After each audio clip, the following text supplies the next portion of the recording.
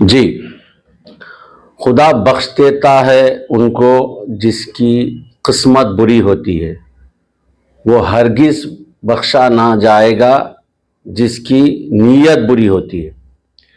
पिछले 2 दिन से कांग्रेस की जानिब से जुबली हिल्स में जो तमाशा चल रहा है वो नाकाबिले बर्दाश्त है। जुबली हिल्स के मुसलमानों के सेंटिमेंट से जो खिलवाड़ कांग्रेस कायदीन कर रहे हैं वो नाकाबिले बर्दाश्त है। 2 दिन पहले 3 मिनिस्टर कांग्रेस के और वक्फ board chairman, advisor to CM और साबिका कॉन्टेस्टेड कैंडिडेट, एक राज्यसभा और बहुत सारे चेयरमैन एक प्रेस कॉन्फ्रेंस करते हैं। जुबली हिल्स की लोगों को, जो वहाँ के मुस्लिम लोगों को जो सबसे ज़्यादा सख्त ज़रूरत जिसकी है वो है कब्रिस्तान की ज़मीन की। वहाँ की एक कमेटी है अलग अलग डिवीज़न की, वेंगलराव नगर की, अहमद नगर की, बोरा बंडे की, यूसुफपुरा की, एरागड्डे की, ये 5 डिवीज़न वालों की क्या अलग अलग कमेटी है कब्रिस्तान के लिए जो लोग मांग कर रहे हैं।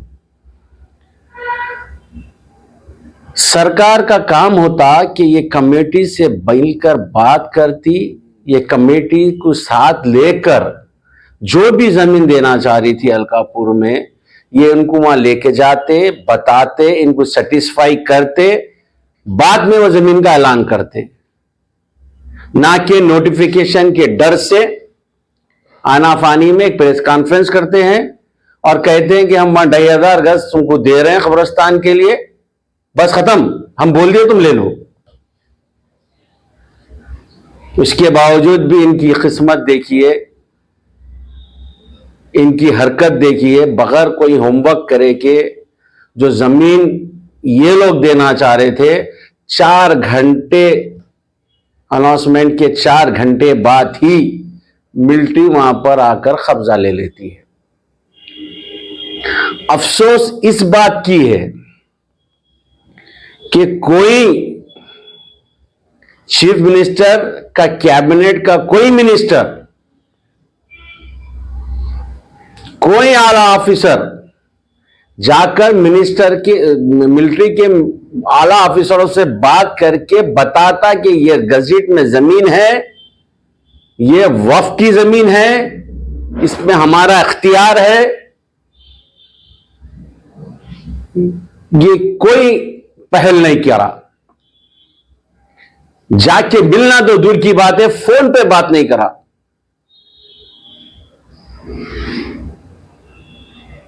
जब ये मिलिट्री का घेराव हो गया, जुबली हिल्स के मुसलमानों में गुस्सा कांग्रेस के खिलाफ इतना बढ़ गया, वो देखते हुए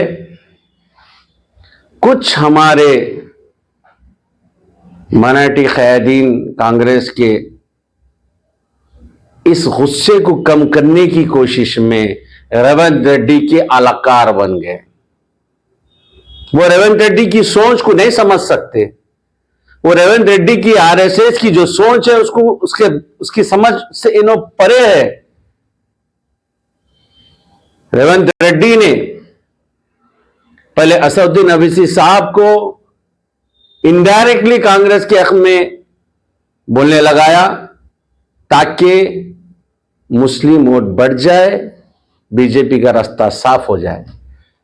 रेवंत रेड्डी जितने सर्वे कराए जुबली हिल्स में, सब सर्वे में यह मालूम हो चुका है कि वो बुरी तरह हारने वाले हैं। और वो बंदा कांग्रेस की हार तो कबूल कर सकता है मगर बीजेपी की हार कबूल नहीं कर सकता, इसलिए बीजेपी का रास्ता बनाने में जुट गया। अरे तुम सरकार चला रहे हो, तुम्हारी सरकार है, मैं माइनॉरिटी क़यादीन से कह रहा हूं, तुम्हारी सरकार है, तुमको कुछ भी रास्ता देना था। जब तुमको अलकापुर की जमीन का मसला हो गया तुम्हारा, तो तुम एरा गड्ढे की जो 7111 जो जमीन है वो ऑलरेडी 100 साल पुराना कब्रिस्तान है, तुम लोग नहीं दे रहे हो। वहां चाउश फैमिली के लोग दफन हैं, वहां डॉक्टर साहब के वालिदैन दफन हैं, वहां बहुत से 50 से 60 खबरें ऑलरेडी मौजूद है। सिर्फ मसला एरागड्डा के लोगों के लिए यह था कि जो रास्ता है उसको जाने का, तो बिल्कुल छोटा रास्ता है जहां से डीजीएम के साथ जाना मुश्किल है। रास्ते की प्रॉब्लम थी वो कब्रिस्तान के लिए, और अब से नहीं थी। मेरा भाई पी विष्णुवर्धन रेड्डी जब एमएलए था 12 साल पहले, वो रास्ते के लिए निकला था। एरागड्डे के काउंसलर को लेके, मस्जिद की कमेटी को लेके, वहां के एरागड्डे के लोगों को लेकर मैजेस्टिक गार्डन का सर्वे किया था। वो जो लोग एरागड्डे वाले जो रास्ता पूछ रहे थे, वो रास्ते के लिए वो सर्वे किया था कमिश्नर को लेते हुए। वो अब साफ कहा था कि मैं रास्ता आपको दिलवाऊंगा, बस्ती ले पड़ना, मगर 24 घंटे के अंदर अंदर वो टाइम पे वहां के कमिश्नर जो रास्ते के लिए आए थे उनको ट्रांसफर कर दिया गया। फिर एक फोन आता है मेरे भाई विष्णुवर्धन रेड्डी को,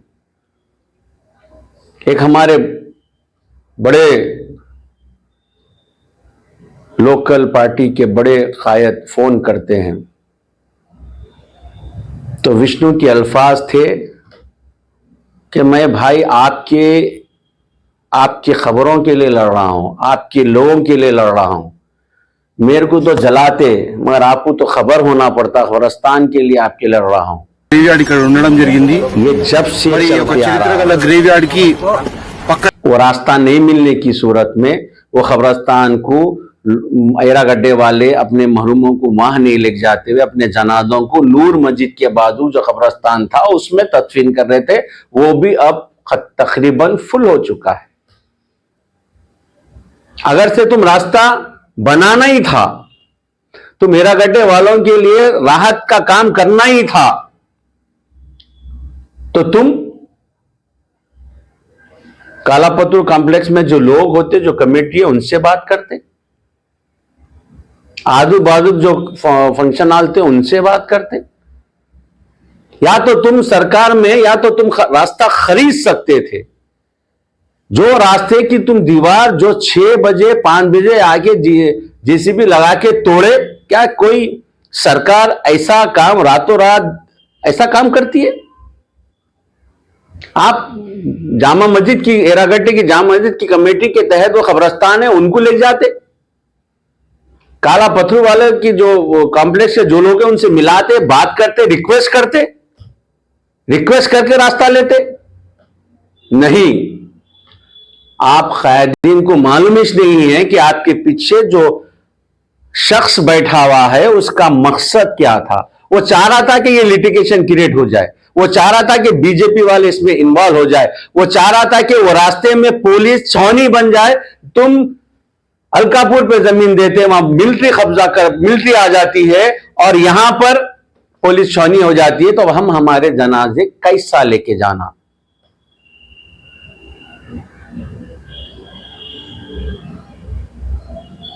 मैं जुबली हिल्स के तमाम हिंदू मुसलमान जो गंगा जमुना तहजीब को मानते हैं, जो सेक्युलर है, जो अमन पसंद है, मैं आपसे गुजारिश करता हूं कि कांग्रेस की चालों में, कांग्रेस का जो तरीका है, जो आज रेवंत रेड्डी जो चल रहे हैं, जो बांटने की सियासत कर रहे हैं, खुदारा इनके इशारे पे, इनके चालों में ना आए और अमन से रहे।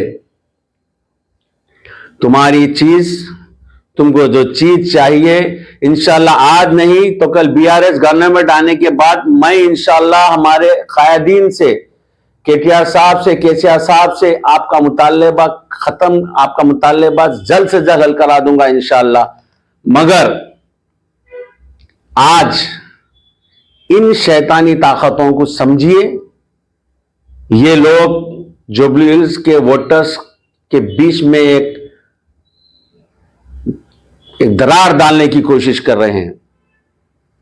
जिस पार्टी का जहां वजूद ही नहीं है बीजेपी का, वहां वजूद बना रहे हैं। ये साफ समझ चुके हैं कि कांग्रेस जुबली हिल्स के इलेक्शन के बाहर हो चुकी है।